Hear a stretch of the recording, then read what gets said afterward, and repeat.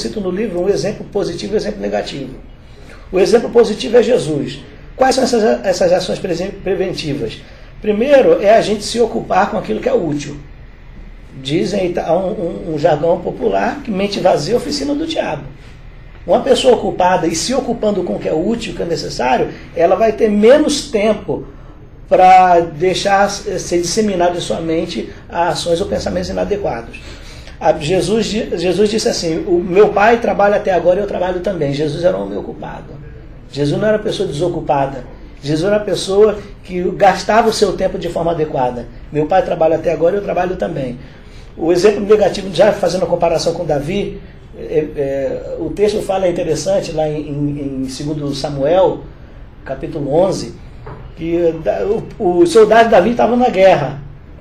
E diz assim, numa tarde Davi se levantou da cama. Eu fiquei, os soldados estão em guerra, ele, ao invés de estar acordado, preocupado com a guerra, recebendo informações, mandando informações, está dormindo. E depois foi ainda bisbilhotar, né? Não, aí é que tá. Aí ele se levanta e tem Batseba lá, tomando banho. É lógico que ela também não está isenta de culpa, né? Tomar banho na janela nua também ela está querendo provocar. Mas isso já é um outro caso. Mas estou falando de Davi. Então Davi, numa hora que era para estar ocupado, estava desocupado. O soldado lutando por ele dormindo. Por exemplo, outra ação, por exemplo, preventiva, no caso positivo de Jesus, é que Jesus, em alguns momentos, ele procurou apoio de pessoas mais próximas. Por exemplo, quando ele estava próximo de morrer, o texto diz que ele chamou os discípulos para orar e tinha alguns mais próximos, que eram Pedro, André, Tiago e João. E ele desabafou com eles, a minha alma está abatida até a morte, eu estou abatido, estou triste. Mas mesmo assim, o pessoal não vigiou, dormiu, né? Não vigiou, mas ele está vendo a ação dele, de ele buscar apoio em pessoas. Que já no exemplo negativo de Davi, isso não aconteceu. Davi, ele poderia buscar um apoio de um profeta, de um homem de Deus para ouvi-lo. Olha, eu estou passando por esse problema, eu estou me sentindo tentado, para abrir o coração, para extravasar o sentimento. Mas quando ele usou pessoas, foi se utilizando da autoridade de um monarca, de um rei, para falar, vai lá e traz ela aqui. Agora, Geazi, aproveitando que você está falando essa história, um pouquinho fora, mas é interessante, o que Davi fez com Urias foi uma coisa terrível, né? Terrível. Agora, mesmo assim, Deus perdoou ele. É evidente. Porque foi uma covardia sem tamanho, né? Na verdade, assim, o bom para nós que não há pecado tão grande e tão profundo que a graça de Deus não seja suficiente para nos acolher e nos restaurar. Agora, dizem que tem um pecado aí que realmente a Bíblia comenta que não tem perdão, não é isso? O que seria isso? Traduz isso aí para nós. Na verdade, assim, o pecado sem perdão, que o texto bíblico fala, dentro daquele contexto, Jesus está se referindo a algumas pessoas que deliberadamente se recusavam a receber a ele, né? O texto bíblico fala do pecado contra o Espírito Santo, né? Na verdade, o que é mais adequado compreender é que o pecado que não tem perdão é a rejeição deliberada ao Espírito Santo, que tem o papel de nos convencer dos nossos pecados e da nossa necessidade de Jesus.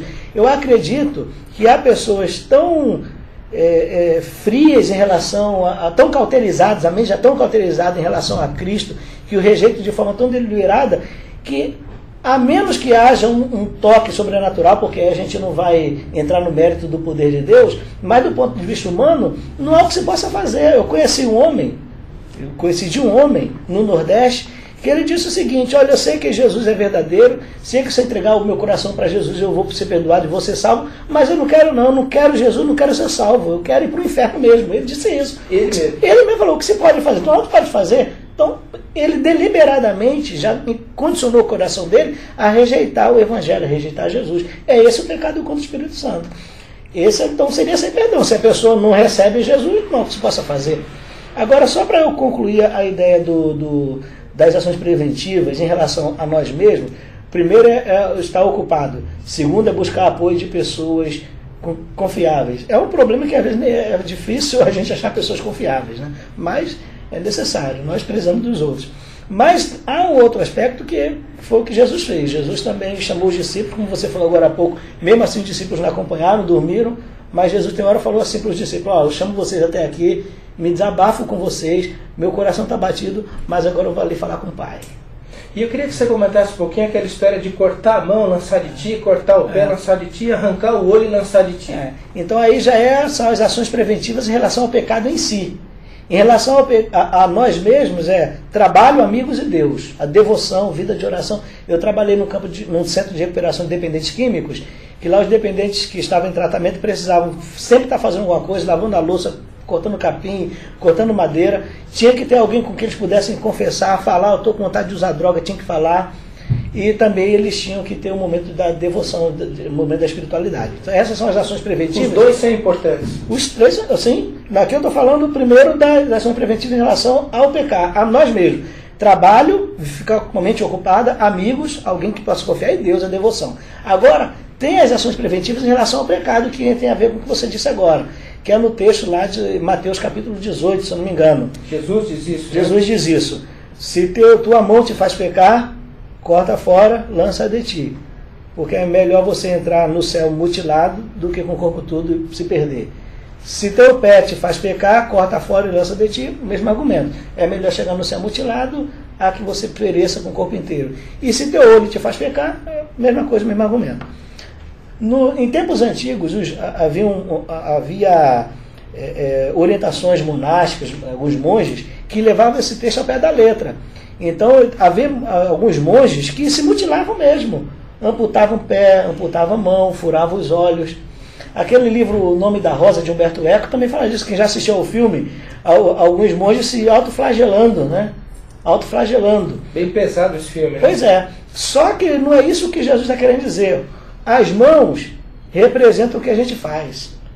Jesus fala assim, se tua mão te faz pecar, corta fora. Ou seja, se as coisas que você faz te levam ao pecado, não faça mais, evita. Jesus está sendo prático. É simbólico. Né? Lógico, isso é uma metáfora, isso é um símbolo. Jesus está sendo prático. Se os teus pés te fazem pecar, os pés representam o lugar onde a gente vai. Não vá mais. Se você passar por essa rua, você vai se sentir tentado a pecar, vá pela outra rua. São ações preventivas. Nós não somos tão confiáveis quanto a gente imagina que a gente é. E os olhos representam aquilo que a gente vê. Se você ler determinadas revistas, determinados livros, assistir a determinados filmes, determinados sites na internet, se isso te induz ao pecado, não faça mais isso. O que Jesus está sendo é prático. A gente deve tomar atitudes práticas para evitar. Como eu falei agora há pouco, o material com o qual fomos construídos é um material frágil, né? Fomos feitos de barro. A gente não foi feito de ferro, não foi feito de bronze. Nós não somos de aço. Nós somos frágeis. Nós somos muito suscetíveis à queda.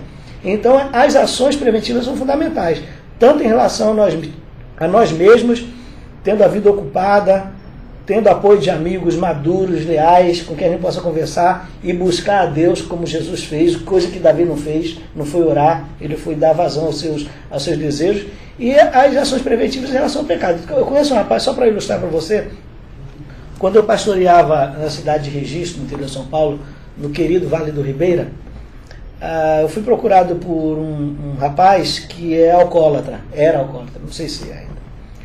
E ele falava, pastor, eu quero que o senhor me ajude, ore por mim, porque o alcoolismo está destruindo a minha vida, destruindo a minha família. Ele foi lá com a esposa chorou. O que eu faço? Ore por mim. Eu falei, eu vou orar por você, e é evidente que Deus pode cuidar da sua vida, mas há coisas que você vai ter que fazer. Por exemplo, quando você sai do trabalho, já há os bares que você já conhece que você bebe. Então, se você sair do trabalho e pela rua da sua direita, à sua direita, tem um lugar onde você é estimulado a beber por causa de já ter um bar que você conhece, vá para outra rua que não tem bar nenhum. Eu tive um amigo que usava drogas, e ele estava querendo parar de usar drogas e fez tratamento e falou assim para mim, Jazi, eu conheço em Santo André, e você dizendo para mim, todos os becos e todas as bocas de fumo. Eu não posso ir a Santo André, porque se eu for a Santo André, eu vou usar droga de novo. Tá certo. Se ele vai lá e se sente vulnerável, não vá mais. São ações preventivas que nós precisamos tomar. Como eu disse agora há pouco, eu quero repetir, nós não somos tão confiáveis como a gente imagina. Então, todas as ações que a gente puder tomar para evitar a nossa queda, nós devemos tomar. Legal. Você comenta no capítulo 4 do seu livro, que é Enfrentando o Gigante, fazendo a distinção entre o pecado e a tentação. Comenta um pouquinho para nós sobre isso. Bom, esse capítulo ele se justifica pelo fato de que mesmo a gente tomando ações preventivas, Não tem jeito, tem uma hora que a gente vai estar diante da tentação mesmo. As ações preventivas é para prevenir, para aliviar, é para evitar, para não facilitar a situação de queda. Mas mesmo assim tem uma hora que a gente vai estar diante do gigante, né? A tentação, então, tem hora que vai bater a porta. Agora é bom explicar que há diferença entre tentação e pecado. Tentação não é pecado. Tentação não é pecado. Tem gente que se sentiu tentado e acha que pecou. Não é. A tentação é aquela situação onde você é estimulado por vários fatores, das suas próprias fraquezas, etc., a cometer determinados comportamentos. Agora, esse estímulo não depende, nem sempre depende de você. Então a tentação em si não é pecado. Se a tentação fosse pecado, Jesus teria pecado, porque Jesus foi tentado. Quando Jesus estava no deserto, o texto diz a tentação de Jesus, ele foi tentado. Agora uma curiosidade aqui, uma coisa bem prática.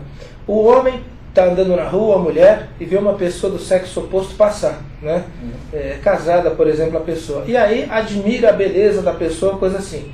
Qual que é o limite entre a tentação e o pecado? É uma linha tênue aí, não é? A linha é tênue, é verdade. Mas o limite, o que diferencia é o seguinte, usando o exemplo que você falou, o homem passou na rua e viu uma mulher que chamou a atenção. Até aí tudo bem, há pessoas que são bonitas e há pessoas que são atraentes, não há como negar.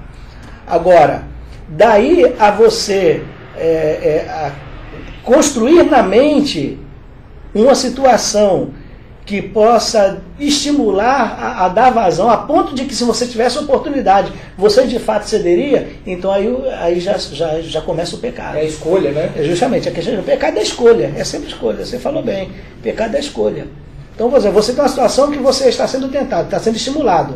Agora, você dar lugar a isso e guardar isso no coração, construir isso no coração, a ponto de que se tivesse oportunidade você faria, então aí é um pecado. Agora, Geazi, como vencer a tentação para ela não virar um pecado? Então, aí é o seguinte, tem um elemento que é fundamental que eu trato no livro, que é o elemento enfrentando gigante, que foi o recurso que Jesus usou. Entrando no aspecto que você colocou da escolha.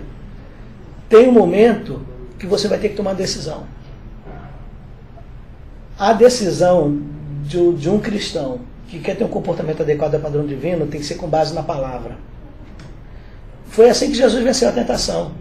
Satanás falou assim, manda essas pedras se transformarem em pão. Jesus falou, está escrito que não é só de pão que o homem vai viver. Jesus usou a palavra.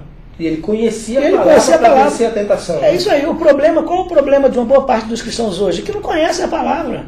Quanto tempo as pessoas gastam? E depois se lança daqui, né? Aquela passagem, né? Quer dizer, e mais uma vez Jesus citou a Bíblia. Até né? Satanás conhecia a Bíblia, né? Está escrito que aos teus anjos dará ordem a teu respeito para que não tropece com teu pé em pedra. Jesus falou, mas também está escrito, não tentarás o Senhor teu Deus. No momento em que o gigante se apresentar, mesmo com as ações preventivas, o único recurso que teremos é a nossa decisão deliberada em nos submetermos à palavra de Deus. Não tem outro recurso. Muito bom. Geazi, a gente está chegando no finalzinho do programa, mas antes eu queria que você comentasse para nós o último capítulo, que é Em Paz com Deus. Falasse um pouquinho sobre a expiação, né, e a propiciação, e aí sobre a justificação. Esse capítulo ele se justificou pelo fato de que, mesmo com ações preventivas, mesmo chegando a hora, mesmo a gente tomando decisões que correspondam à palavra de Deus, o que Deus quer, como Jesus fez, mesmo assim, nós uma hora vamos pecar e já pecamos. Considerando que pecado é quebra de lei, e a quebra de lei por si só impõe julgamento, como é que ele pode viver em paz com Deus se nós já pecamos? Tem a possibilidade de viver em paz com Deus é nós nos aproximarmos de Jesus com fé no sacrifício dele. Há três palavras, né, bíblicas, você usou aí. A expiação e a propiciação. Vou falar primeiro delas. A expiação, a primeira propiciação, no lugar santíssimo, a tampa da Arca da Aliança, quando o sumo sacerdote entrava no lugar santíssimo, chamava-se propiciatório. Os animais eram mortos e o sangue dos animais era derramado no propiciatório. Esse ato queria dizer que Deus tornou-se propício ao pecador. Alguém precisava morrer. Para que o ser humano precisasse morrer, Deus aceitava o sacrifício do animal. O sangue derramado no propiciatório se queria dizer isso. Agora Deus se tornou propício ao pecador. A inimizade foi desfeita. E a expiação, nem todos os animais eram mortos. Havia animais que não eram mortos. O sumo sacerdote simbolicamente transferia para aquele animal o pecado do povo. Então ele era o bode expiatório, por isso que a pessoa fala, me fez de bode expiatório, ou seja, eu ganhei a culpa do outro. Era isso, esse animal era lançado fora do arraial, até embora tenha assumido a seguinte ideia, Deus esqueceu,